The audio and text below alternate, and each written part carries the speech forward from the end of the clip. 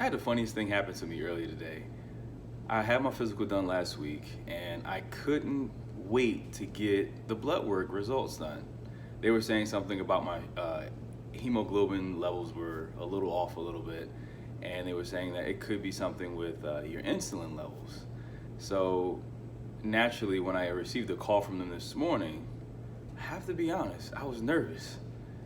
And when they called me, I wasn't able to pick up my phone, so I stepped to the side at work and I called them back. They placed me on hold.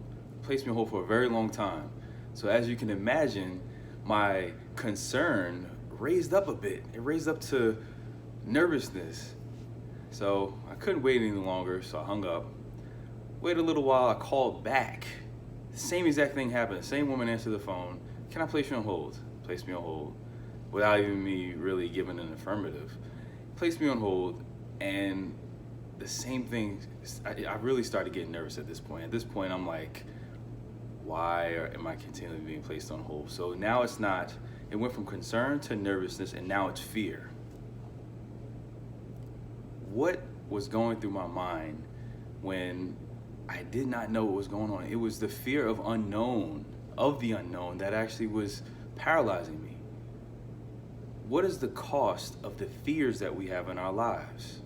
At that very moment, I felt like it was robbing me of the fruits of the Spirit, my joy, my peace, my patience. I noticed there was a change in my mood because I didn't know what that call was going to hold. So what I did is I actually went to the doctor's office. I said, listen, I was on the phone, I was placed on hold twice. What's going on? So I get down there to the doctor's office. Everything's fine. Everything's normal. Whew. Breath of relief for me. But you can see, and I can see, that my mood improved once I figured out what it was. How many things are holding us back in our life right now because we don't know what it is, or we're afraid of what it could be? The fear of the unknown is something that can be crippling. It is crippling. Are we going to continue to be crippled, or are we going to stand up and really understand what's going on? Are we going to be bold enough to take the step to say, hey, what's going on? Are we going to have silent expectations and be upset when people don't meet them?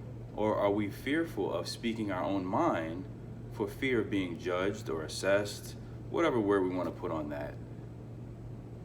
It's time for us to take the accountability of ourselves and knowing what's going on, instead of being fearful of the unknown, where it's affecting us, where it's cutting off the fruits, the very fruits that God has given us, which are the fruits of our spirit. We deserve better than being robbed of the very things that God has given us. He's given us the joy, the peace, the gentleness, the self-control. He's also given us patience. All the fruits of the Spirit, there are 9 of them. And fear can rob you of all of them if you don't do something.